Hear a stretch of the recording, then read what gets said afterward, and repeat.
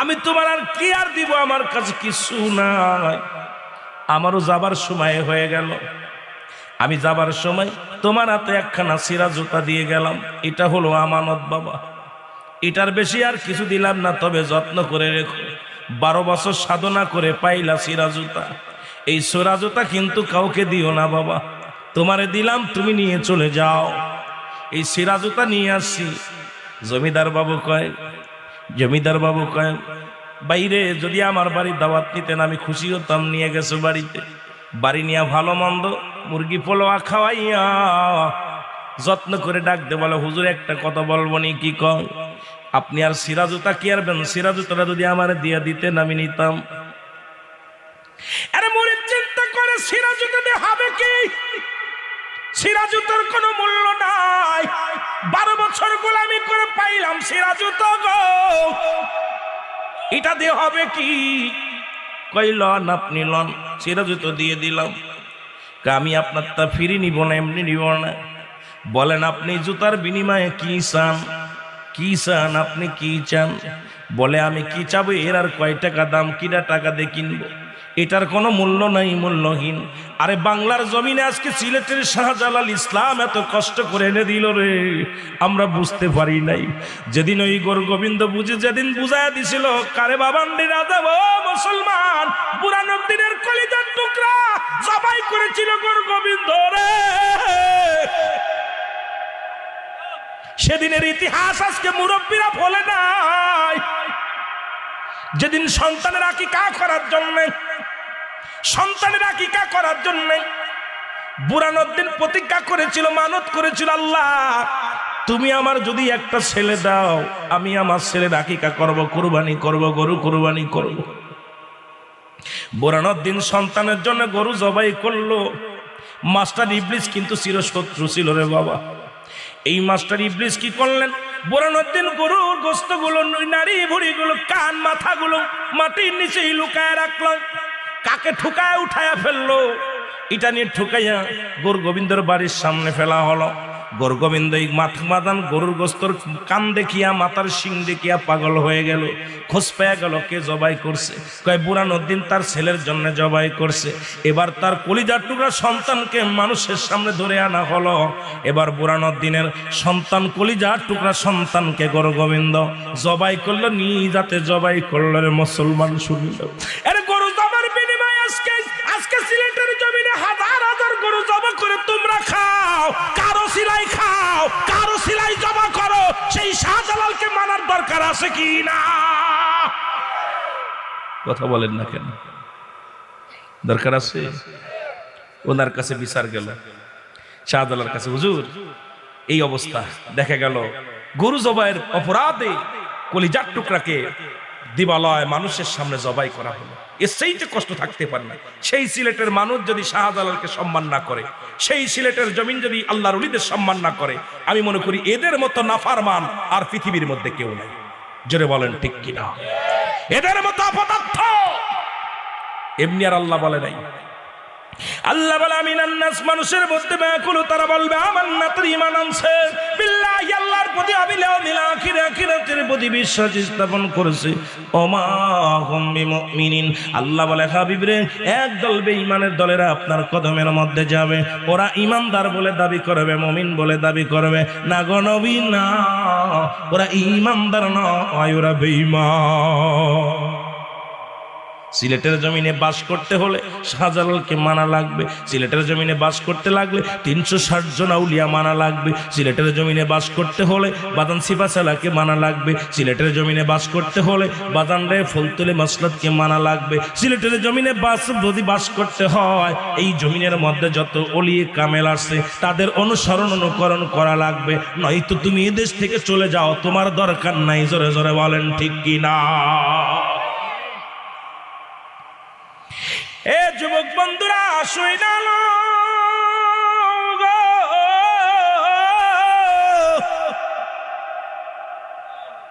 বলেন আপনার চামড়ার এই ছিঁড়া জুতা খানা আমি বিনিময় দিতে চাই, কিছু অর্থ দিয়ে কিনতে চাই। বলি এটা কত টাকা দিবা? এটার কোনো মূল্য নাই। বলে হুজুর আপনাকে আমি অনেক মূল্য দিব। বাড়ির ভিতরে জমিদার সাহেব গেলেন, যে বিবিরে ডাক দিয়ে কয়, বিবিরে সিন্দুক খোলো। সিন্দুক খুললেন, সিন্দুক খুলিয়া 70,000 টাকা বাইর করলেন। কত হাজার? জোরে বলেন কত হাজার? ইতিহাস বলে যাই রে বাবা, ইতিহাস আজকে একটু বলে যাই। 70,000 টাকা বাইর করলেন। বাইর করিয়া জমিদার বাবু আনিয়া দিলেন, হুজুর এই লন, পীর ভাই এই লন 70,000 টাকা। 60,000 টাকা দিয়ে আপনি জমিদারি কিনবেন, আর 10,000 টাকা দিয়ে বাড়িতে বিল্ডিং বানাইবেন, আপনি বড় ধনী হয়ে যাবেন। আপনার এত টাকা দিয়ে আমি কি করব? এত টাকা আমার প্রয়োজন নাই, কারণ তুমি আমার একটা পেতনার মধ্যে ফেলে দিবা। কয় হুজুর না, টেনশন করেন না, 70,000 টাকা আপনাকে দিলাম, এই 10,000 টাকা দিয়ে বিল্ডিং বানাইবেন, বাড়ি প্রাচীর করবেন, আর 60,000 টাকা দিয়ে জমিদারি কিনবেন। পৃথিবীর মধ্যে আপনি জমিদারি হয়ে যাবেন, এলাকার মধ্যে জমিদার হয়ে যাবেন। তবে একটা কথা, আপনাকে যখন টাকা দিব, আপনাকে আমি কয়জন দিব? 7 জন বাদান কি দিব? দেহরক্ষী দিব, 1 জন 2 জন নয়, 7 জন দেহরক্ষীকে ডাক দিলেন, এ ভাইরা আমার হুজুর আগায় দিয়ে আসো, কারণ পথের মধ্যে ডাকাতি ধরতে পারে। আজকে তো এই দুনিয়ার মধ্যে ডাকাতির অভাব নাই।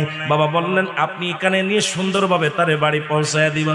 বলে ডাক দিয়ে বলে, হুজুর জমিদার বাবু গো, নিশ্চিত আমারে কোন বিপদের মধ্যে ফেলাইবেন, এই জন্য এতগুলো টাকা দিলেন, আর আমাকে পাহারা দেওয়ার জন্য আমার সাথে লোক পাঠাইলেন। বলে বাবা টেনশন করো না, তুমি যাও, তোমার জন্য আমি 7 জন দেহরক্ষী পাঠাইলাম, ভালো বলিয়ান মানুষ, শক্তিশালী অস্ত্র দিয়া তাদেরকে পাঠাইয়া দিলেন। সাথে সাথে নিয়ে বাড়ি গেলেন। বাড়ি যায় ওনাকে বাড়ি পর্যন্ত পৌঁছায় দেওয়া হলো। বাড়ি যাওয়ার পর 60,000 টাকা দিয়ে জমিদারি কিনলেন, আর মুসলমান আর 10,000 টাকা দিয়ে বিল্ডিং বানাইলেন, বানাইয়া বিশাল জমিদারি হয়ে গেলেন। পায়ের পর পা থুয়ে খাইতে লাগলেন। চিন্তা করে, এমন পাগল কয়জন আছে? একটা সিরা জুতা বিক্রি করিয়া, সিরা স্যান্ডেল বিক্রি করিয়া আমি হলাম এই এলাকার সম্রাট। এখন আমার সাথে কি বলে কথা, আমি এখন বড় লোক, টাকাওয়ালা, পয়সাওয়ালা। এরে অনেক বছর, কয়েক বছর চলে গেল গো। এদিক ওই সিরা চুটি মাথায় মধ্যে দিয়া, কাপড়ের মধ্যে মুড়াইয়া যাই নামাজে নামাজ আদায় করিয়া, ওই সিরা চুটি জোড়া মাথার মধ্যে দিয়া ঘুমায় থাকে, মাথার তলে দিয়া ঘুমায় থাকে। হঠাৎ করে আল্লাহর ওলি খাজা বাবা স্বপ্নে দেখায়, শুনে নেন খাজা বাজান রে, খাজা বাবা স্বপ্নে দেখায়, শুই না লন খাজা গাউস পাক। এ মুসলমান শুনে নাও, এ মুসলমান শুনে নাও, দিলের কান্ডা লাগা দাও। খাজা এবার স্বপ্নে দেখায়, বাবা রে তুমি চটি জোড়া মাথায় দিয়া শুয়ে আছো বাবা। তোমরা যারা শুনে নেন বাবা, চিস্তিয়া তরিকার মুরিদ যারা, তারাও শুনবেন বাবা। অনেক ওয়াজ আজকে অনেক ওয়াজ করা লাগবে বাজান। খাজা মাইনুদ্দিন চিস্তি খাজা বাজান রে শুনেলাম। এবার স্বপ্নে দেখায়, বাবা গো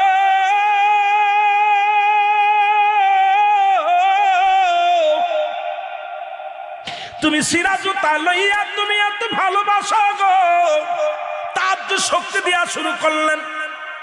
এমন ভাবে তাজ্জুদ শক্তি দিয়া তার বিশাল ইলমের অধিকারী করে দিলেন। শরীয়তের ইলম, তরিকাতের ইলম, হাকিকতের আলেম। হাকিকত শরীয়ত, তরিকত হাকিকত মারিফাত, ইলমে হুজুরি, ইলমে হুসুলি, সব জ্ঞানের জ্ঞান তার দান করলেন। জোরে বলেন মারহাবা। আর একটু জোরে বলেন।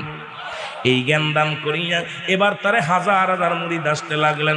বিশাল একটা দরবার হয়ে গেল, হাজার হাজার মানুষ আসে, লক্ষ লক্ষ টাকা কামায় হয়। এবার কয়েকটা বছর পরে চিন্তা করে, সিরাজুটি কিনে নিয়ে আসলাম, দেখে আসি জমিদারের অবস্থা, দেখে আসি। যায় দেখে জমিদারের বাড়ি চিনা যায় না। বিশাল তার পীরের দরবারটা যত বড়, তার সেইতে বড় দরবার হয়ে গেছে। জমিদারের বাড়ি। জোরে জোরে চিল্লায় বলো মারহাবা। আর একটু জোরে বলেন। ইলমে বাতেন নাহি যারো, হাসরে সে অন্ধর, আর ইলমে হুজুরি নাহি যারো, এ জগতে অন্ধর। ইলমের শেষ নাই। আজকে শরীয়তের ইলম শিক্ষা করে আজকে আমরা এত বাহাদুরি করি। আমার দরদি বন্ধুরা শুইনালা,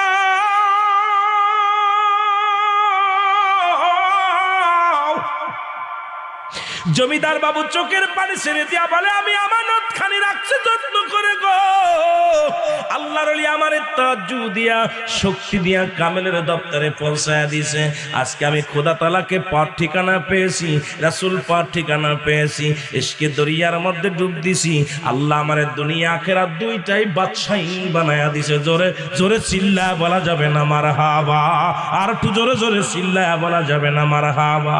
এই জন্য আমি আপনাদেরকে বলে যাই, সিলেটের জমিন অলি আল্লাহদের আমানত, বাংলাদেশ অলি আল্লাহদের আমানত। এই দেশে ইসলাম চলবে, অলি আল্লাহদের ইসলাম চলবে, অন্য কোন ইসলাম চলতে পারে না, অন্য কোন কথা মানতে পারি না। অলিরা যে ইসলাম আনছে, আল্লাহর মাহবুব বান্দারা যে ইসলাম আনছে, সেই ইসলামের মধ্যে আছে শান্তি, সেই ইসলামের মধ্যে আছে সুখ, সেই ইসলামের মধ্যে আছে মানবতা, সেই ইসলামের মধ্যে আছে বাদের আদর্শ, সেই ইসলামের মধ্যে আছে কল্যাণ। জোরে জোরে চিল্লায় বলেন ঠিক কিনা? কারণ আল্লাহর মাহবুব বান্দারা হাঙ্গামা মারামারি করতে আসেন। এই জন্য আমি বলছি, ইয়া আইয়ুহাল্লাযীনা আমানু, ঈমানদার বিশ্বাসীরা তোমরা কি করো? আদখুলু ফিস সিলমি কাফা, পরিপূর্ণভাবে প্রবেশ করো। কিসের মধ্যে? ইসলামের মধ্যে। কিসের মধ্যে? জোরে বলেন দি কিসের মধ্যে? ইসলাম মানে শান্তি, ইসলাম মানে আত্মসমর্পণ, ইসলাম মানে নিজে না খেয়ে অন্যরে খাওয়ানো, ইসলাম মানে নিজে না ঘুমায় অন্যরে ঘুম পাড়ানো, ইসলাম মানে নারীর সতীত্ব পাহারা দাও, ইসলাম মানে নিজে না ঘুমায় অন্যরে ঘুম পাড়াও। সেই ইসলাম কি আছে? কথা বলেন, সেই ইসলাম কি আছে? আপনারা বুঝতেছেন না আমার কথা? ইসলামের আবিধানিক অর্থ আসছে 80 থেকে 82। নাম্বার 1, 1 নম্বরে ইসলাম মানে শান্তি।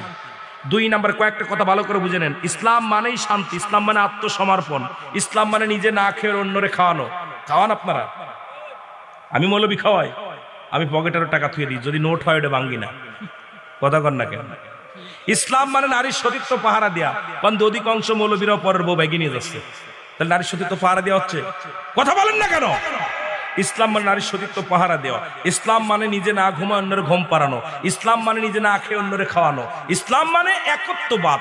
এখন ইসলাম মানে মানবতা, ইসলাম মানে নিজেকে বিলিয়ে দেওয়া, ইসলাম মানেই শান্তি। সেই শান্তি কি আছে? কথা বলেন। আর এই ইসলাম পরিপূর্ণ মানছে আল্লাহর ওলিগণ, যারা নিজের জন্য নয়, আসছে গোটা বিশ্ববাসীকে, গোটা এলাকাবাসীকে। এক একজন পীর এক একটা মহল্লায় আসছেন। এত সংখ্যক অলি আল্লাহ আসার কারণ ছিল, এই সিলেটের মতো এত অলি কোথাও আসে নাই। সিলেটের জমিনে আর চট্টগ্রামের জন্য বেশি আসছে। আসার কারণ কি? আপনাদের দেশটা ছিল আবর্জনায় ঢাকা। এই সিলেট শহর ছিল, সিলেটটা ছিল হলো আবর্জনায় ঢাকা। সেখান থেকে ময়লা আবর্জনা ওই গোরগোবিন্দ রাস্তানা সরানোর জন্য আল্লাহর মাহবুব বান্দাকে আল্লাহ পাঠাইলেন এই জমিনের মধ্যে। নাই আজকে এত জোরে আজান দাও, এত মসজিদ আজান দাও, আজান দিয়াই তো একবারে, আজান একদম দিয়াই তো। আজকে তাদেরকে সম্মান করেন না, তাদেরকে ইজ্জত করেন না, এসেইতে কষ্ট থাকতে পারে না। জোরে বলেন ঠিক কিনা? আল্লাহ বুঝার তৌফিক দান করুক। জোরে বলেন আমিন। ইতিহাস পড়ে মোরা জানলাম অলিগণ এনে সেই ইসলাম। বলেন অলিগণ এনে সেই ইসলাম। জোরে বলেন মারহাবা।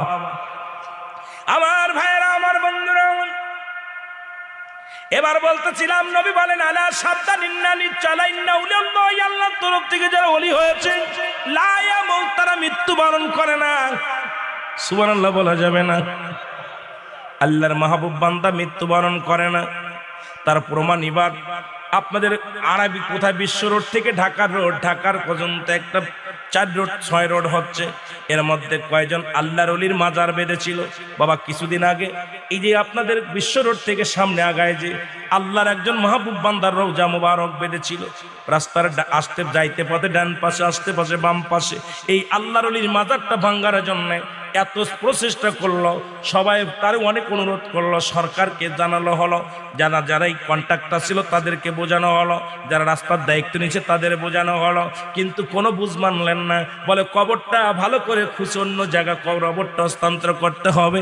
যখন কবরটা ভাঙতে গেলেন, কবরের মধ্যে যখন ঢুকে মুসলমান, মুসলমান শুনে নাও, যখন বেকু গাড়িটা চালায় দিলেন, তখন ওই বেকুর টান দিয়া যখন কবর উঠাইতে গেছে, কবরের ভিতর থেকে নতুন কাপড়ের কাপড় চলে আসছে। এই কবরের ভিতর থেকে শুধু তাই নয়, কবরের ভিতর থেকে বাদানো ফালে লাগছে, আল্লাহর ওলির পায়ের মধ্যে ফাল লেগেছে, তাজা রক্ত লাঙ্গলের ফালের মধ্যে লেগে গেছে। আশ্চর্য হয়ে গেছে, উন্ডা মনে করছে কোন সাপটা হয়তো হতে পারে, কোন প্রাণী হতে পারে। যখন খুঁজে দেখে রে আল্লাহর ওলি মাজার থেকে একটু দূরে তার পা মুবারক রয়েছে, মাথাটা আর্ধেক মাজারটা পরিপূর্ণ হয় না, মাজারের কিছু অংশ বাইরে ছিল, কিছু অংশ সামনে ছিল। কারণ আল্লাহর ওলি আস্তে আস্তে ওই মাজার থেকে সরার চিন্তা করেছিল। বাদানে এমন সময় মাজারটা ভাঙ্গা হয়েছে। ও আমার দরদি বন্ধুরা শুনে নেন, কারণ আজ থেকে শুনলাম, আজ থেকে প্রায় 60 থেকে 70 বছর আগে যে মাজারটা হয়েছিল, সেই আল্লাহ পাকের গোলাম রাসূলের প্রেমিক এখনো পর্যন্ত কবরে জিন্দা আছে। আল্লাহর মাহবুব বান্দারা মরে না। রাসূল বলে মেরকাতের 10ম খণ্ড 722 নম্বর পৃষ্ঠা, তাফসীরুল বায়ান 5ম খণ্ড 524 নম্বর পৃষ্ঠা।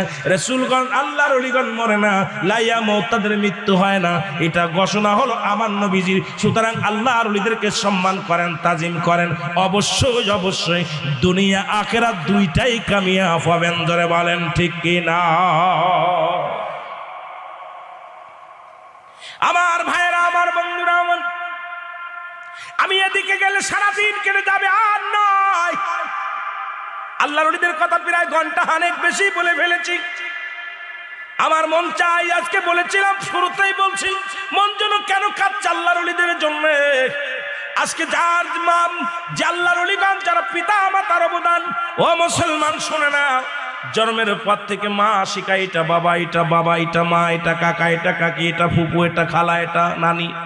মা যেমন শিক্ষা দেয়, তদ্রূপ পৃথিবীর বাংলা জমিনে আমরা আগমন করার পর আল্লাহর ওলিগণ এই কেবলা চিনাইছে, শরীয়ত তরিকতের হাকিকত যারা শিখাইছে, তাদেরকে আমরা সম্মান করতে চাই, তাদেরকে আমরা তাজিম করতে চাই। আল্লাহ যেন বুঝার তৌফিক আমল করে। জোরে জোরে চিল্লায় বলেন মারহাবা।